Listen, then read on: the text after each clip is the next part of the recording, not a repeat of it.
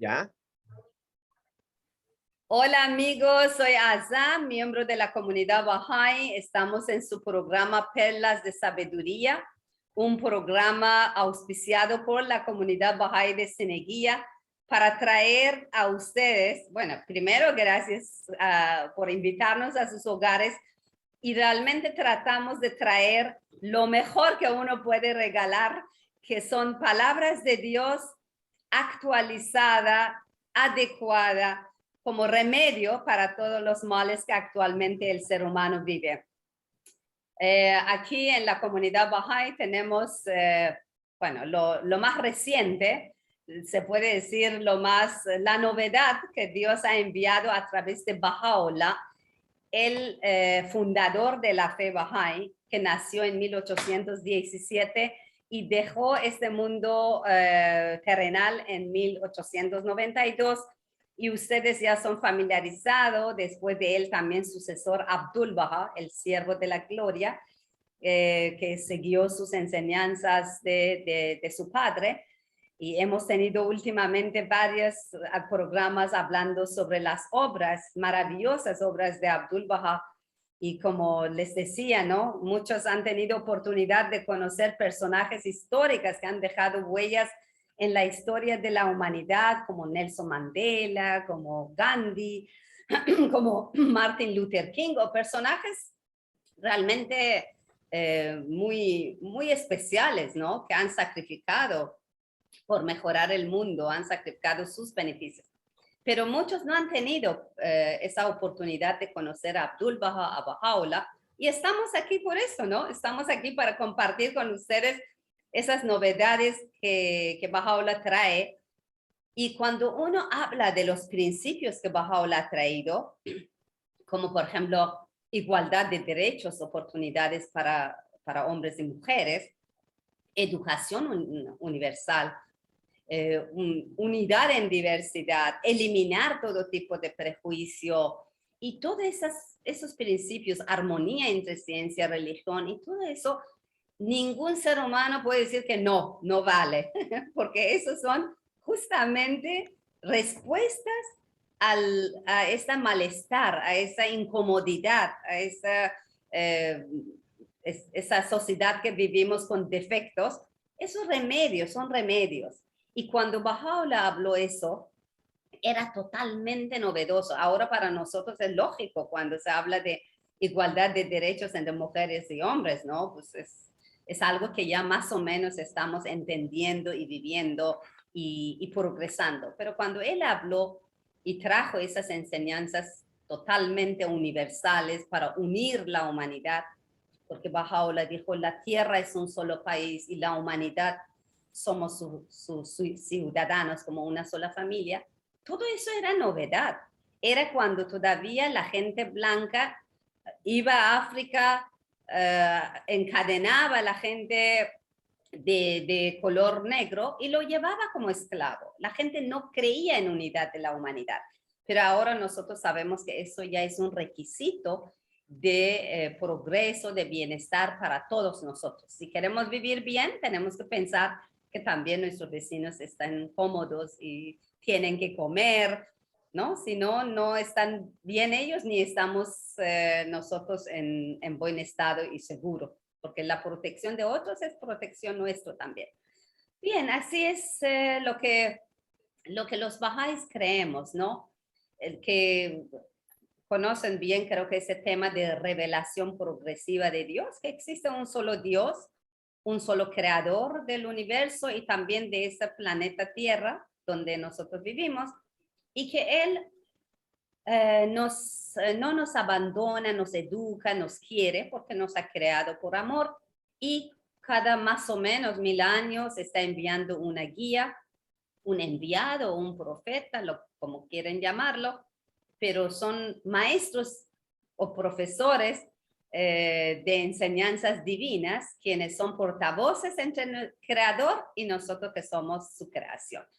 Y lo que ellos traen siempre es la misma verdad. Los bahá'ís creemos también a Krishna, a Abraham, a Moisés, a Buda, Jesucristo, Muhammad, el Bab y actualmente Baha'u'lláh. Y Baha'u'lláh dice que yo tampoco soy el último y Dios enviará otros enviados de Dios a su tiempo cuando la humanidad necesita, ¿no? Entonces, es algo realmente tan lógico, tan comprensible para la mente humana, ¿no? Que nuestro creador hace llegar su mensaje a través de un ser como nosotros, que parece físicamente como nosotros, pero espiritualmente tiene el Espíritu Santo.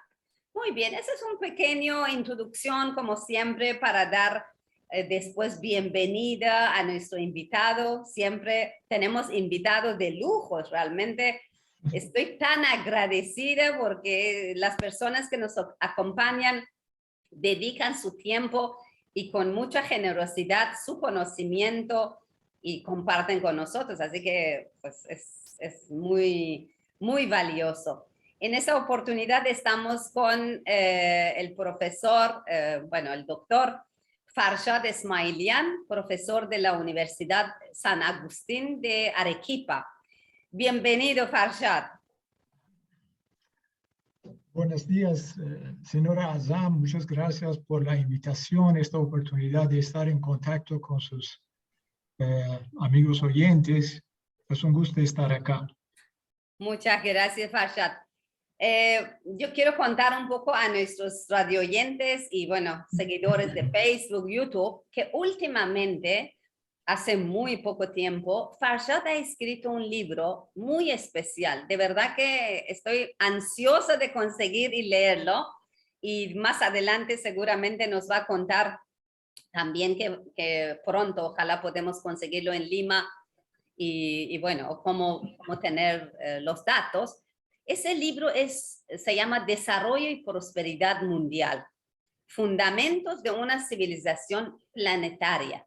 Es un tema, yo creo que de interés de muchísima gente, porque uno escucha de diferentes fuentes sobre desarrollo, sobre prosperidad, pero desde el punto de vista que Farshad nos va a compartir, y aquí ahora vamos a tener oportunidad en esa hora de programa hacerles todas las preguntas. Ojalá que estaban abiertas las líneas, ustedes también podían hacer preguntas, pero yo haré en lugar de ustedes todas esas preguntas de cómo, por ejemplo, ¿qué es lo que motivó escribir ese libro? ¿Se inspiró? ¿Cómo fue? Por favor. Gracias, Azam. Bueno, como docente en la universidad, uno está en constante contacto con los jóvenes y me pareció importante que los jóvenes en especial tengan una visión del futuro, o sea que un futuro ideal, tener ideales y trabajar para el logro de estos ideales. Porque se observa que hay una tendencia hacia indiferencia en general en la población en cuanto a progreso social.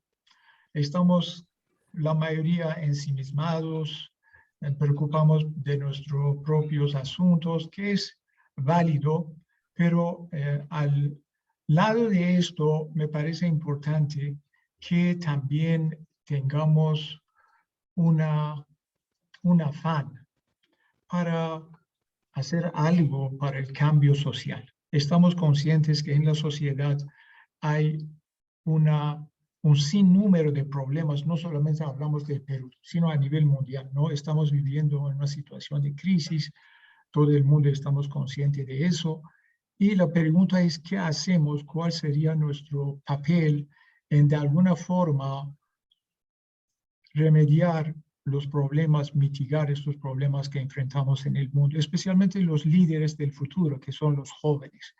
Entonces, esta era la intención, o sea que en primer lugar, yo tenía que hacer una investigación cuál es este futuro ideal, en qué consiste, cuáles son sus elementos, qué es lo que estamos buscando. Y bueno,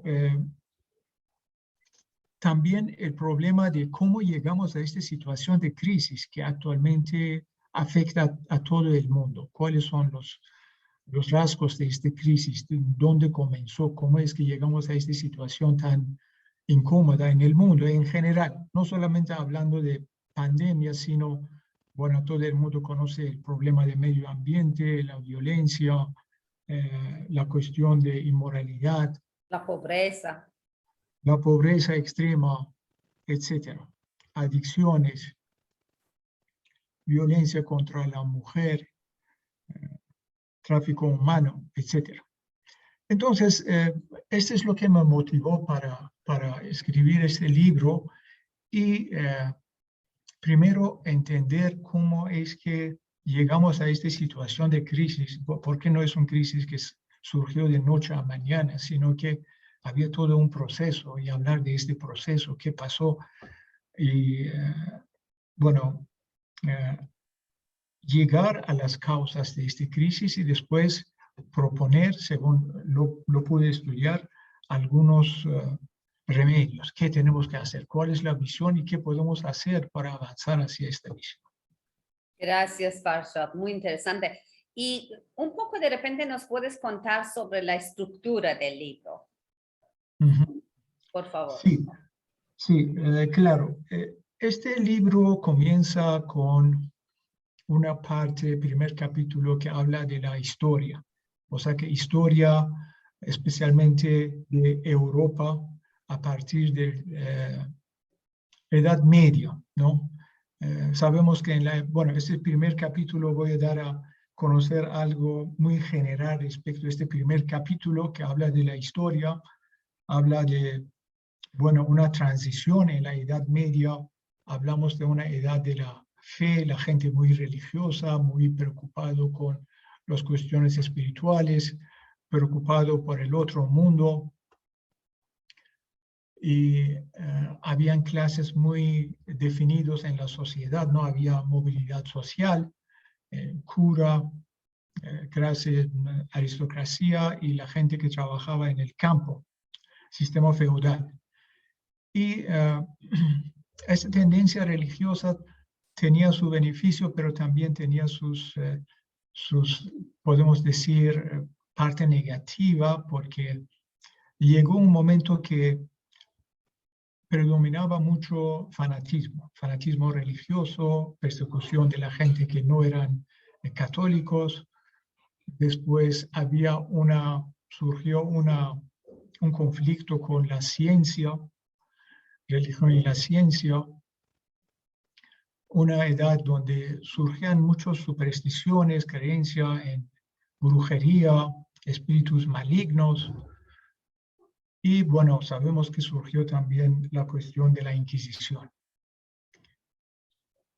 Posterior, en el siglo XV, más o menos, surge esta corriente de renacimiento en Florencia por el hecho que había mucho tráfico de productos, comercio en esta ciudad, había contacto entre gente de diferentes partes del mundo de esa época. Y es interesante un poco analizar lo que pasó en este renacimiento, porque surgió las ideas muy novedosas, por ejemplo, el humanismo, el hecho de que el hombre tiene que buscar no solamente su bienestar en el otro mundo, sino que tiene que preocuparse también con buscar bienestar, mejorar sus condiciones en este mundo, no es solamente el mundo de más allá.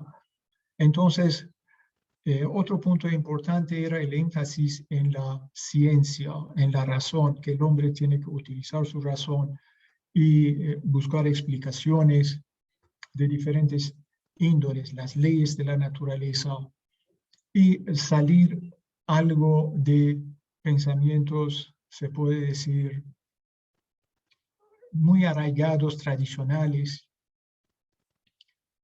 Y estas ideas, su origen es un redescubrimiento de los filósofos antiguos griegos, como Platón, como Aristóteles, que sus libros fueron traducidos en universidades que establecieron los musulmanes, seguidores de Muhammad. Y en estas universidades ellos traducían estos libros porque en la fe islámica es muy importante, se da mucha importancia a búsqueda del conocimiento y investigación científica. Y en estas universidades también estudiaban los pensadores, digamos, estudiantes de ciencias de diferentes partes del mundo, europeos, Universidad en Córdoba, muy conocido, y allá descubrieron estos pensamientos que sí, hay que utilizar la razón, el arte es importante, y así comenzó una transformación en Europa que desde Florencia comenzó a repartir y claramente afectó más que todo a las clases más altas, más pudientes, comerciantes, los banqueros, y surgió esta nueva mentalidad, este cambio de énfasis de la religión a la ciencia e investigación científica, y posteriormente este se manifestó con mucho mayor, se puede decir, fuerza en la ilustración, que surgieron personajes como Newton en el campo científico y también filósofos como John Locke, que criticó sistemas tiránicos, sistemas, se puede decir, como monarquías, y habla de un sistema democrático, separación de poderes, constitución, la ley. Filósofos de esta época comenzaron a criticar sistemas sociales, sistemas políticos. Entonces, el primer capítulo da a entender toda esta trayectoria y acontecimientos importantes desde el Renacimiento hasta nuestros tiempos, y cómo este cambio de énfasis comenzó a afectar la sociedad humana en general. La cuestión de Europa, cuando ellos tenían suficientes conocimientos, había avances en la navegación, comenzaron a conocer más el mundo, y sabemos lo que pasó en el nuevo continente. Lamentablemente había un choque de culturas, y después la historia se repite unos siglos después con imperialismo. Esta vez es el turno de países asiáticos, India, China. Y el libro realmente trata de que haya una evaluación equilibrada de Europa, en el sentido de que, bueno, habían estos aspectos negativos, imposición de su forma de pensar, esta actitud de superioridad, y por otro lado sus aportes en cuanto a sistemas políticos diferentes, democráticos, en el hecho de que el hombre tiene que superar sus prejuicios, tiene que guiarse por la ciencia. Habla de todo este proceso y también se relaciona con la crisis que estamos viviendo en nuestros tiempos, ¿no? Ese es el capítulo 1. Después, capítulo 2 tiene que ver con sistemas económicos, como habla de capitalismo, socialismo, sistemas mixtos, cuáles son sus ventajas, sus desventajas, por qué no lograron establecer sus ideales, porque cada sistema decía que, bueno, nosotros tenemos la solución. El sistema capitalista, bueno, se basó en la libertad y quería llegar a la igualdad, y este nunca llegó a materializarse en grandes rasgos. Y el otro sistema que partió de igualdad de los seres humanos, pero faltó mucho en lograr la libertad y bienestar de todos. Al final de cuentas, estos sistemas no llegaron a cumplir con su prometido, con sus ideales, y este es el punto central justamente del libro. Si estos sistemas no están funcionando, ni sistemas mixtos, entonces, ¿a dónde vamos? Y este es lo que se examina en capítulo final de este libro. Capítulo 2 es sistemas económicos, después capítulo 3 habla de historia teorías de desarrollo, cómo evolucionaron, sus fortalezas, sus fracasos, hasta que llegamos al capítulo 4, que habla de un marco conceptual, principios que son importantes para entender, para poner en práctica una nueva civilización, una civilización planetaria, como dice el libro, cuáles son estos principios, y capítulo 5, que se trata de estudio, análisis de un documento muy importante, Prosperidad Mundial, que habla de planteamientos concretos para la transformación de nuestro planeta. Gracias, Fasha. Sí, así como tú dices, creo que muy interesante reflexión. Sabemos que la humanidad como que tiene tendencia de ir de un extremo a otro extremo, ¿no? Como tú cuentas, por ejemplo, en tiempo que la religión era el poder dominante y todo lo que no era de religión, ¿no? Los científicos incluso eran condenados de muerte cuando decían algo diferente de lo que estaba en el libro sagrado o algo que no estaba mencionado. Eso es siempre, y de ahí saltamos a otro extremo, que ahora todo lo que dice la ciencia tiene valor y bueno, se presta atención, pero la religión está como totalmente desprestigiado, ¿no? Como que la humanidad tiene esa tendencia y cómo buscar el punto medio, y tú como contaste muy bien, eso de las teorías, de que la humanidad inventa para el desarrollo, prosperidad, muchas veces está frustrado, ¿no? Hemos visto que fue fracasado muchas de esas ideologías. Cuando está en nivel de ideas es maravilloso, cuando quieren ponerlo en práctica, ¿no? Tener los pies en la tierra, no son tan funcionales y no han creado ese desarrollo o esa prosperidad que se esperaba, ¿no? Entonces, eso es algo que hay que reflexionarlo. Pero ¿qué lecciones históricas puedes contarnos sobre esa tendencia o eso que está sucediendo en la vida de la humanidad? Pasamos de un polo a otro polo. ¿Qué sucede y qué aprendimos de eso?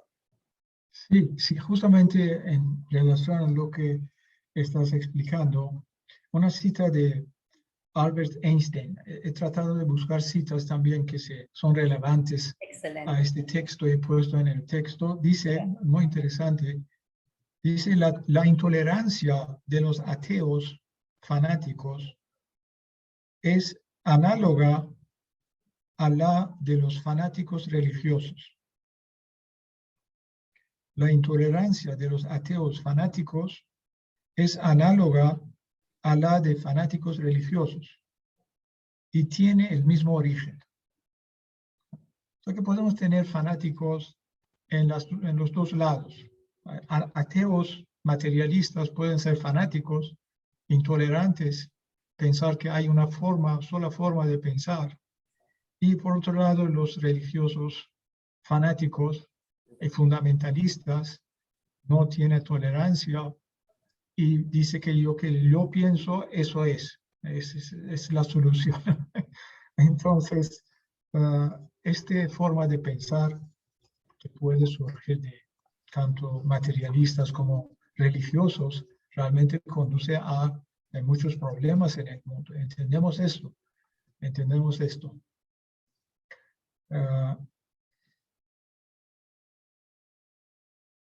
Ahora, en cuanto a las lecciones de la historia,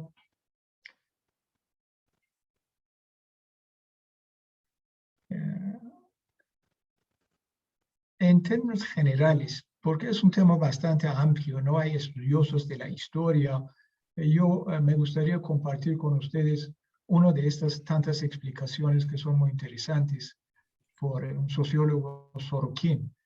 Él ha estudiado las culturas, civilizaciones, y explica que las civilizaciones, las culturas, tienen dos tendencias normalmente.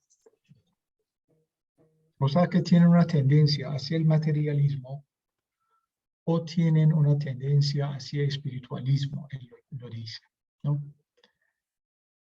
Y hay un tercer tipo que es una civilización, una cultura donde estos dos aspectos están en equilibrio con una, se puede decir, tilde hacia el espiritualismo, ¿no?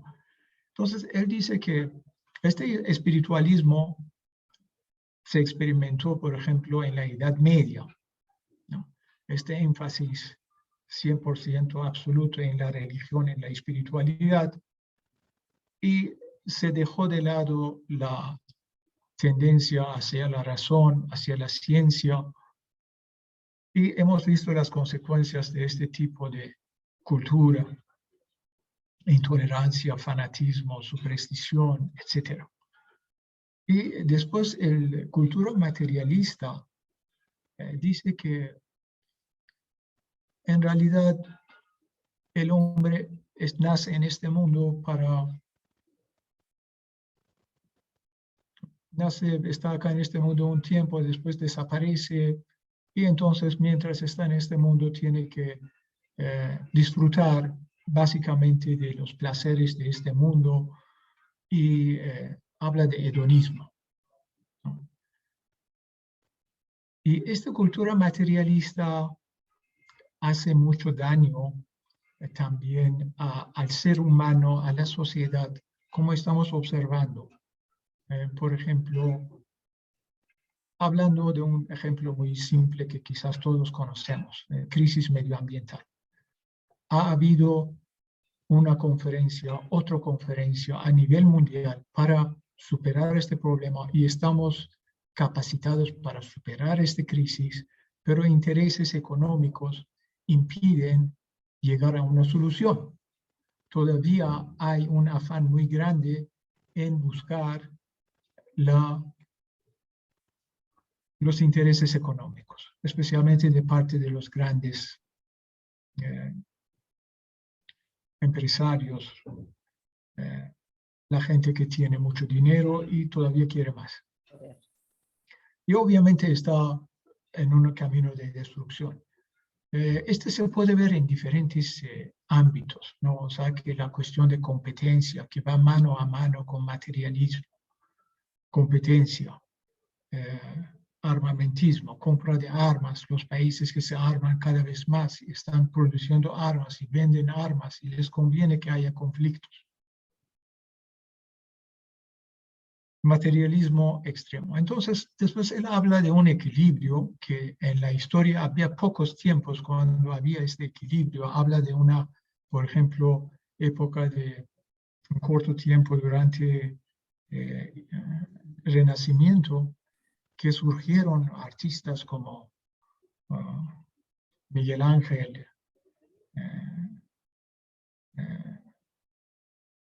grandes filósofos, y habla de esta época dorada de la civilización. En Y música entonces también dice ha que sido. nosotros... Perdón, no ¿Perdón? digo en música también, en mundo música también han aparecido grandes músicos. Exacto. Entonces, el arte no llegó a prosperar, y el arte es muy importante para elevar el espíritu humano en su verdadera dimensión. Para eso sirve. Y también puede ser una víctima de materialismo, como podemos ver. Prostitución del arte, se dice, ¿no? En vez de cumplir con su misión de elevar el espíritu humano, hace lo contrario. Bueno, decadencia del arte. Ahora, entonces, él está explicando que depende de nosotros en esta época, que estamos tomando conciencia de que podemos construir una sociedad equilibrada, donde estas dos fuentes de conocimiento están en equilibrio y refuerzan uno al otro, no son contradictorios, no son contradictorios. Y por lo tanto, estos extremos han hecho daño a la sociedad, al progreso humano, y prácticamente, si hablamos de lecciones de la historia, son creencias, porque ese punto también es importante, recordar que la humanidad está en un proceso evolutivo. Hemos pasado por la infancia, niñez, y según muchos entendidos estamos en la época de adolescencia, una época de transición, Y si queremos llegar a la madurez que se caracterice por el paz, bienestar, para todos los que habitamos en este planeta, desaparición de las guerras, desaparición de pobreza extrema, que todo el mundo tenga un estándar de vida digna, que tenga oportunidades para desarrollar sus talentos en beneficio de la sociedad. Y si queremos construir una sociedad así, tenemos que tener estas dos fuentes de conocimiento trabajando juntos. La espiritualidad es, se puede decir, la madre de la moralidad, principios éticos, y hace que todo el mundo siente una, se puede decir, reciprocidad, solidaridad con sus semejantes, ¿no? Porque somos creados, todos somos seres humanos, independiente de los aspectos externos, raza, inclusive nuestras creencias.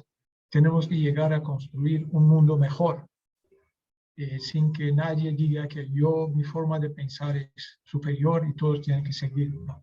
Entonces, la idea es esto, la idea es básicamente reconocer la unidad de los seres humanos, como tú explicaste al comienzo, la Tierra como un solo país, nuestro patio común, todos los que habitamos en este planeta.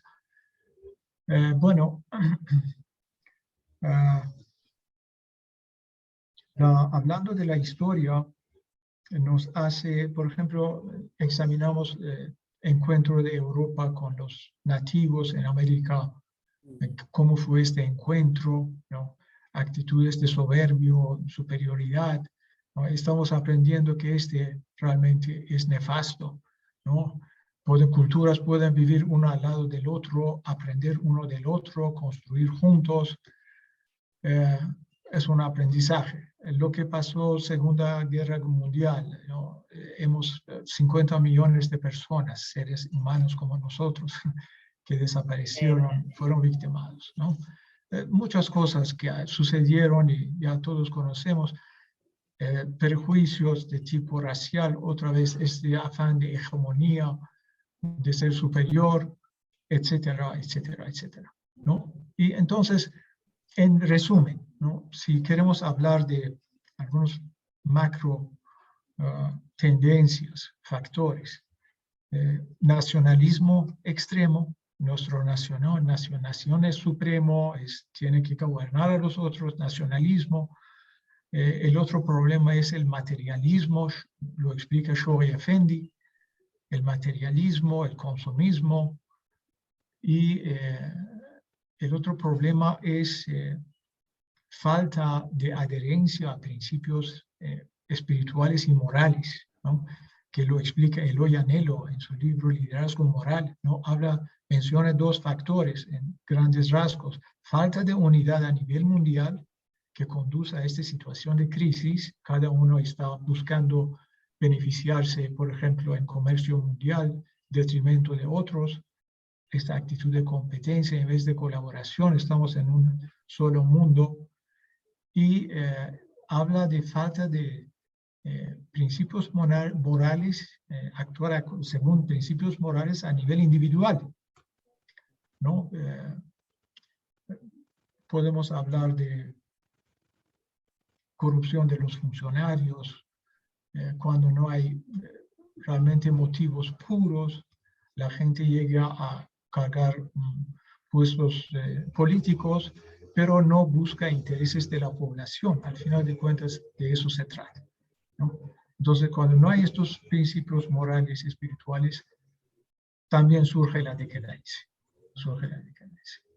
Gracias, Pacho. Es justo lo que te iba a preguntar. ¿Cuáles son los obstáculos que no permite que esa vida humana, esa vida en nivel mundial progresa? Que todos tengamos, ¿no?, una vida realmente digno, como debe ser para cualquier ser humano, no importa que vive en África, que vive en Europa, Australia, América Latina, ¿no? ¿Cuáles son los obstáculos?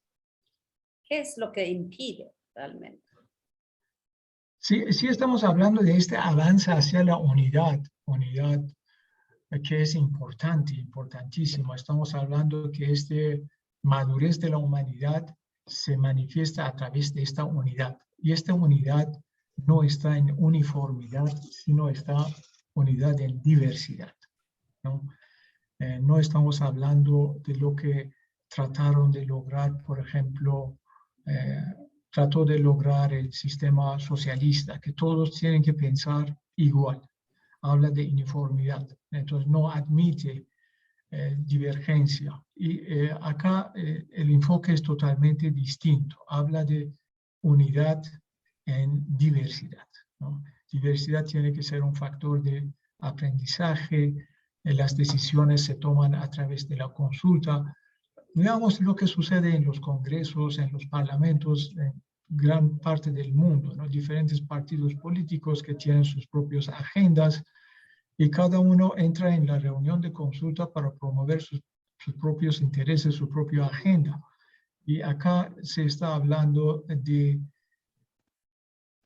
un afán para buscar el bienestar de la totalidad, ¿no? Es como un sistema. En un sistema, si un subsistema no funciona bien, afecta a todo el sistema. El cuerpo humano es ejemplo por excelencia. Un órgano de este cuerpo no funciona bien, afecta al bienestar de los otros órganos, ¿no? Entonces, no podemos, un país no es una isla. Actualmente estamos, quizás hace 200, 500 años, otros esquemas funcionaban, pero nuestro mundo, con esta interdependencia tan importante, tan vital y tan concreto que lo podemos percibir, esta conexión inmediata con todas partes del mundo, viajes, relaciones comerciales, educativos, políticos. Entonces, la situación de los países está interrelacionada. Un país no puede cerrar sus puertas y decir yo solamente voy a buscar mi propio bienestar. No importa qué sucede en otras partes del mundo. Bueno, si desaparecen los bosques en una parte del mundo, esto afecta a todos nosotros. Las pandemias están afectando a todo el mundo. Y estamos conscientes, ¿no?, que ahora cómo se manejó esta pandemia es algo que muestra esta falta de unidad, el hecho de que esta vacuna tiene que llegar a todo el mundo por igual, ¿no? Y en otras partes del mundo, estas vacunas que están venciendo y otras partes del mundo, por falta de vacunas, están surgiendo nuevas variedades y este problema continúa. Es una manifestación de un sistema que no está respondiendo como debe ser, está todavía bajo la influencia de otros pensamientos, otros principios y consecuentemente los problemas que enfrentamos se agudizan. Y esta es una advertencia de este documento muy importante al final de este libro que habla de este asunto, ¿no? El hecho de que la historia muestra eso, a medida de que se toman decisiones equivocadas, sufrimos las consecuencias muy graves por las guerras que surgieron en el siglo pasado y después entramos en una reflexión, ¿no es cierto? Reflexión en el sentido de que qué es lo que hemos hecho equivocadamente, cómo podemos cambiar de rumbo. Y eso es muy manifiesto en organizaciones que surgieron después de las guerras, Liga de las Naciones, después Naciones Unidas, mismo Unión Europea. Los europeos después se dieron cuenta que esta rivalidad tiene que cambiar, tomaron pasos para formar una unión, un Parlamento Europeo. Están luchando contra fuerzas separatistas, pero por lo menos habían pasos en la dirección correcta. Entonces, actualmente estamos en esta misma situación. Queremos adoptar estos remedios, estos planteamientos para avanzar hacia nuestra madurez, para construir un mundo pacífico, un mundo mejor, o queremos sufrir las consecuencias después de horrendos acontecimientos, recién darnos cuenta que, bueno, el remedio es esto, no tenemos otra alternativa, ¿no? Entonces,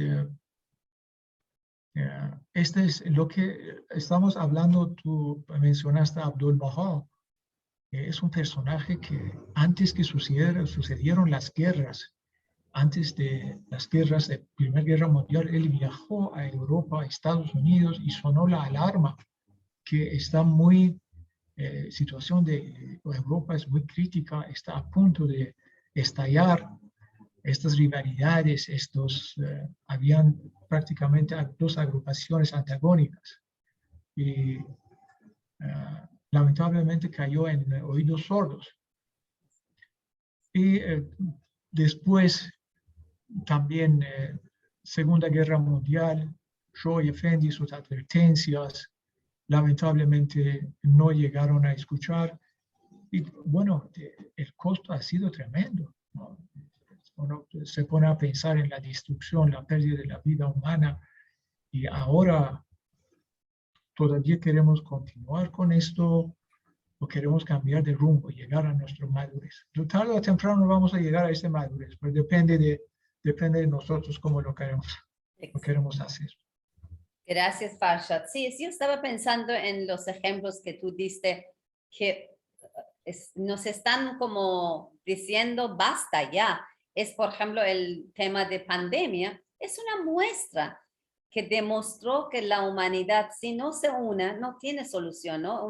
En un lado ha habido extra compra, ¿no? Han comprado vacunas más de lo que necesitaban y en otros lados no han tenido la posibilidad o la economía suficiente para poder vacunar su gente. Entonces, como no ha habido esa unidad, eso no termina todavía. Sino, en una semana podría, si había esta unidad en nivel mundial, en una semana se podía controlarlo, ¿no? Todo vacunaron, cerrar sus fronteras y ¡boom! Ya, se acaba la historia, pero por falta de unidad. O, por ejemplo, el otro ejemplo que estás dando también sobre el abuso de los recursos naturales de la tierra, cómo nos está llevando a un peligro que muchos científicos están llamándonos atención, que eso ya no va a ser, ¿cómo se dice? No podemos ya después recuperarlo. Ya cuando perdemos algunos, creo que 2 o 3 grados más que sube, por ejemplo, el calor de la Tierra, lo que va a suceder ya, eso no tiene un retroceso. Ya tenemos que pagar el precio muy alto toda la humanidad. Son temas serios que no tiene que ver solo con un pueblo, tiene que ver con la humanidad. Eso demuestra que también la solución tiene que ser en nivel mundial. Y como tú dices, nos urge. Ya no es un lujo pensar, no, yo prefiero solo pensar en mi país o mi pueblo. No, ya pasó esa época. Pero ¿qué principios o cómo, no sé, cuál es tu sugerencia? Porque tu análisis de la situación del mundo es muy real, muy cierto, con tantos datos exactos de la historia y todo.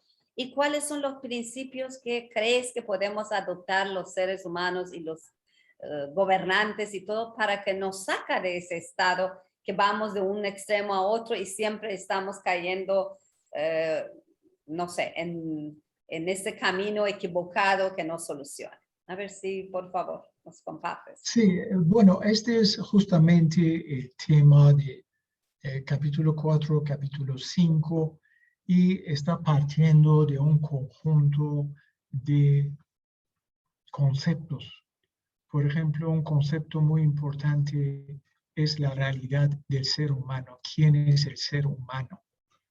Si pensamos que el ser humano solamente es un animal inteligente que se guía por sus instintos, siempre busca sus intereses, es agresivo por naturaleza. Si adoptamos este punto de vista, entonces realmente no hay esperanza para la humanidad. Y el punto de vista que adopta este libro es que el ser humano tiene una naturaleza espiritual superior, o sea que depende de nosotros si queremos inclinarnos hacia nuestra naturaleza superior o nuestra naturaleza inferior. Tenemos estos dos naturalezas. El ser humano tiene estas dos naturalezas. Por lo tanto, una parte muy importante de solución es llegar a una sociedad donde esta parte superior de la naturaleza humana llegue a cultivarse cada vez más. Bueno, naturaleza inferior, en pocas palabras, se busca siempre interés propio. Se inclina hacia mentir, inclusive para promover sus propios intereses, no desconocer los principios morales. Y esta naturaleza superior, de lo contrario, se caracteriza por cualidades como la justicia, como la bondad, como la misericordia, como reciprocidad, como solidaridad, ¿no? Altruismo. Entonces, parte del problema es que se ha descuidado el desarrollo de esta naturaleza superior del ser humano, ¿no? No es lo que puede hacer la ciencia, no es su tarea, ni la filosofía. Básicamente, esta es la tarea de la religión. Y lamentablemente se puede decir que las religiones tradicionales, con el transcurso del tiempo, se han alejado de esta misión. Entonces, tanto inmoralidad que se observa en el mundo a nuestro alrededor es una manifestación de fracaso de este deber de las religiones, ¿no? Más allá de aspectos externos, no es realmente esencia de la religión. Podemos decir, en pocas palabras, una persona es religiosa como manifiesta estas cualidades superiores. ¿Ya? Cualquier religión, no hablamos de una religión en particular. Y otra vez, acá hay una cita de Einstein que me parece muy relevante. Es muy relevante esta cita. Y voy a compartirla con ustedes. Él dice, a los creyentes de las diferentes religiones actualmente, si los creyentes de las diferentes religiones actuales se esforzarán en pensar, juzgar y actuar con el espíritu de los fundadores de tales religiones, entonces no existiría la hostilidad basada en la fe que se da entre estos creyentes. Y lo que es más, las diferencias en materia de la fe pasarían a ser insignificantes. Es muy significativo, ¿no? Bien. Si los creyentes de las diferentes religiones actúan según los principios que promueve esta religión, ¿no? No estamos hablando que esta religión es lo verdadero y el otro es lo falso, ¿no? Budista, cristiano, musulmán, Bahá'í, si la gente que profesa una religión, si actúa según los principios de esta religión, porque todos ellos hablan de amar al prójimo, pero en diferentes palabras. Básicamente, si hablamos de cuestiones morales, decir la verdad, ser bondadoso con semejantes, nunca una religión viene y dice hay que mentir, hay que matar, etcétera, etcétera. ¿No? Entonces, es parte de la solución. Si queremos realmente mejorar la cuestión moral, promover estos principios, cuestiones morales y espirituales para que la gente se preocupa por el bienestar de su prójimo, hace su trabajo con espíritu de servicio, en cualquier posición, sea un político, un comerciante, un empresario, un profesor, un médico, ir más allá de intereses económicos y preocuparse genuinamente por su prójimo, igual que se preocupa por sí mismo. Entonces, solamente esto sería un cambio drástico en el mundo, ¿no? Esa es una parte. La otra parte tiene que ver con las instituciones que tenemos actualmente en la sociedad y en la cuestión de justicia que enfatiza este documento. Actuar a base de principio de justicia, o sea que relaciones comerciales entre los países, buscar una situación donde todos pueden ganar a través de cooperación, a través de una actitud de pensar que nuestra meta es bienestar de todos, no que un grupo se beneficie a costo de otro grupo. Este no es justo, no es equitativo, ¿no? Tenemos que reconocer esto. El principio que mencionaste, unidad de la humanidad, es indispensable. Igualdad de derechos, oportunidades entre hombres y mujeres, hablando de la mitad de la población. En muchos países del mundo la situación es muy lamentable, como conocemos. Aún los países desarrollados, ¿no? Y esta actitud hacia mujer que es centenario y ha pasado de generación a generación y ha hecho tanto daño, ¿no? Y superar estos prejuicios, estas creencias falsas, es todo un proceso educativo. Entonces, básicamente se está hablando de cambios estructurales, o sea, que un nuevo orden, se puede decir, que se basa en se puede decir un parlamento mundial, ¿no? Un parlamento mundial donde todos los países tienen iguales derechos, una cultura no impone sobre otras culturas, como actualmente es la tendencia.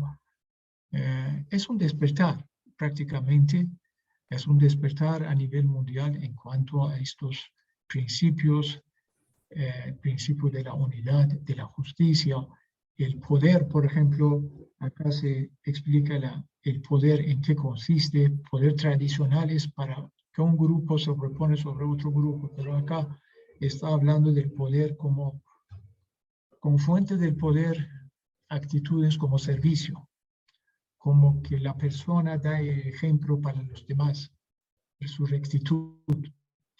La unidad es un poder, ¿no? Entonces no es para superar, sino para que todos puedan crecer, todos puedan florecer. Gracias, Farshad. Me da tanta pena que el tiempo está pasando tan rápido y solamente nos quedan 5 minutos y yo todavía... Y eso, Farshad, que yo hoy día como nunca traté de hablar lo menos posible para que tú nos explicas más sobre ese tema tan interesante que es desarrollo y prosperidad en nivel planetario. Realmente es lo que necesitamos todos. Todavía tenemos unos minutos y solo quería preguntarte, yo sé que tú eres Bahá'í y estás inspirado en enseñanzas Bahá'ís, por lo tanto ese libro lo has hecho tan hermoso, tan maravilloso. ¿Y cuáles son planteamientos de los principios Bahá'ís en tu libro? ¿Cómo se refleja? Por favor.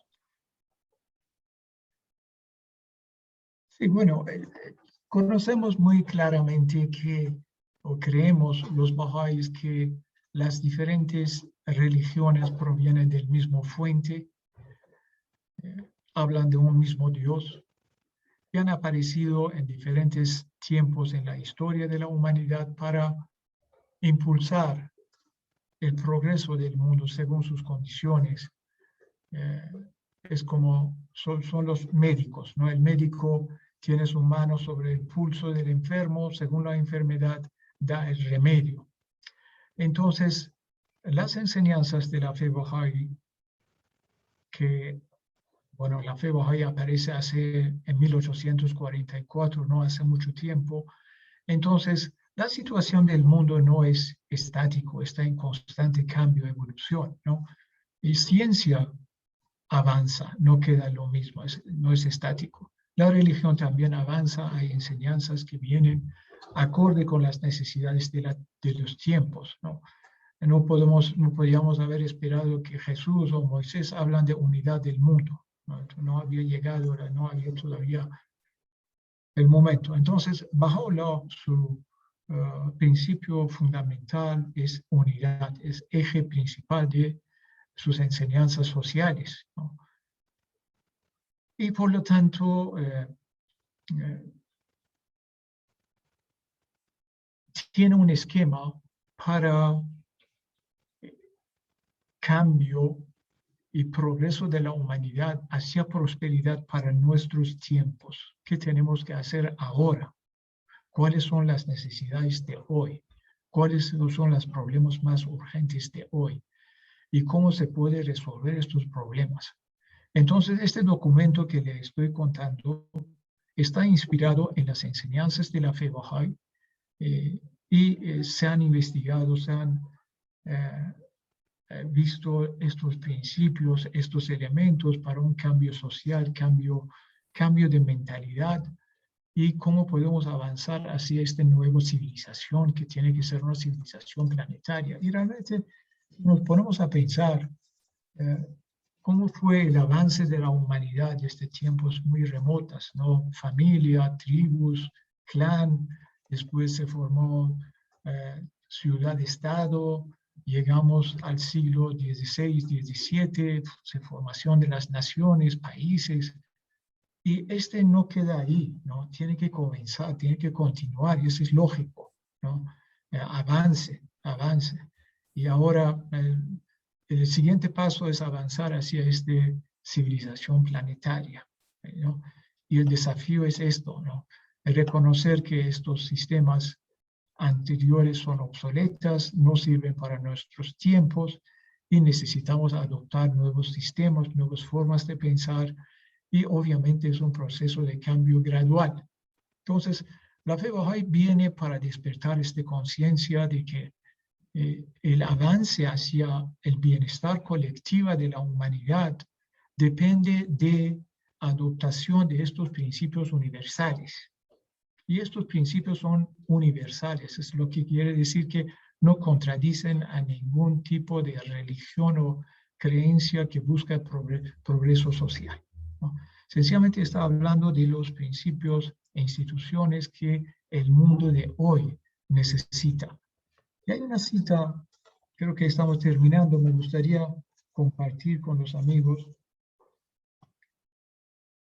Me pareció muy interesante. Dice, se dice que los astronautas, cuando contemplan la Tierra desde el espacio, durante la primera semana miran su propio país. Durante la segunda semana se identifican con su continente. Y que a partir de la tercera semana sienten que pertenecen a un único planeta. Qué hermoso. Tal vez en ello se dé de forma condensada el proceso de la humanidad. Desde el instinto tribal, cuyo sentimiento de pertenencia a un grupo tiende a ser excluyente de los demás, hacia una progresiva ampliación del horizonte de fraternidad mundial. ¿No? Este proceso, este cambio, ¿no? Interesante. Y verdad, estamos en este proceso de maduración, ya nuestro enfoque tiene que madurar, tenemos que ver las cosas distintos. Y esta penúltima, de Mahatma Gandhi, interesante, dice, la tierra provee lo suficiente para satisfacer las necesidades de cada ser humano, pero no la avaricia de cada hombre. Hermoso. Muy cierto. Acertado. Acertadísimo. No avaricia de cada hombre, no está, no provee lo suficiente, no. Porque no tiene límite. Avaricia del ser humano no tiene límite. ¿Cómo lo va a satisfacer, no? Esto es lo que estamos viendo, lamentablemente. Y Exacto. esta última cita de Baha'u'lláh dice, el propósito de la justicia es el surgimiento de la unión entre los hombres. La organización del mundo y la tranquilidad de la humanidad dependen de ella. Es una cita breve, pero sumamente significativo. Si no hay justicia, no hay unión. Entre dos personas, si no tenemos relaciones que se basan en la justicia, uno quiere aprovechar del otro, hay tiranía. La justicia, en relación internacional, lo mismo. Entonces, es indispensable para tener la unidad, la justicia. Y explica que la organización del mundo depende de la justicia. Si no, vamos a tener caos, competencia. La tranquilidad de la humanidad también depende de la de la justicia. Tan importante este concepto de la justicia. Muchísimas gracias, Farshad. Yo aplaudo porque personalmente creo que has hecho un gran aporte con este libro, con ¿no? Este documento o libro que has realmente has presentado en universidad. Yo estuve participando en esa presentación en Universidad San Agustín de Arequipa y dije, no, nuestros radioyentes también tienen que escucharlo. Y ojalá después también pueden pasar la voz a sus amigos que siguen nuestro Facebook. Nuestro Facebook es Comunidad Bahá'í Ceneguía Lima, Perú, para que lo escuchen. Y todos que nos interesa promover o encaminar hacia esa civilización planetaria, esa civilización mundial, que ahora estamos en la época, debemos conocer, como tú al final diste la palabra clave, que es la justicia. En relaciones humanas, ¿no? Entre la pareja, entre los hijos, padres, en todo nivel colectivo y todo, necesitamos ser justos. Justos con nosotros mismos y justo con los demás. Cuando las relaciones están basadas de justicia, trae la unidad. Y cuando hay unidad, no hay prejuicio, no hay guerra, no hay competencia, hay solidaridad, cooperación, amor, bondad, comprensión y todas esas cualidades. Muchísimas gracias, Farshad. Espero que en otras oportunidades, cuando tienes tiempo, sé que eres profesor de universidad y ahora generosamente has dedicado una hora de tu vida, de tu día a nosotros. Estamos muy agradecidos y seguramente que nuestros radioyentes y seguidores de Facebook también están muy agradecidos. Gracias, y si quieres decir algo más para después cerrar el programa, por favor. Bueno, gracias a ti, Azam, muchas gracias por esta oportunidad y estoy a su disposición. Muchas gracias, un abrazo y hasta luego. Gracias, y bueno, despedimos también con nuestros radioyentes. Gracias a Radio Cadena también, a don Miguel, nuestro operador maravilloso, paciente conmigo. Muchísimas gracias y esperamos que disfruten de ese programa y lo pueden promover. Como siempre, para mayor información, visita nuestro Facebook, Comunidad Bahá'í de Ceneguía, Lima, Perú. También tenemos un canal en YouTube para ver nuestros programas anteriores o lo que han perdido y recomendarlo. Y para saber más de la fe Bahá'í, buscan bahá'í.org. Si quieren sobre Bahá'ís en el Perú, es www.bahá'í.org.pe. Muchas gracias por acompañarnos. Hasta el próximo programa. Chao, hasta luego. Gracias, Farshad. Gracias, Miguel. Gracias, gracias. Chao, Hasta luego. hasta luego. Chao.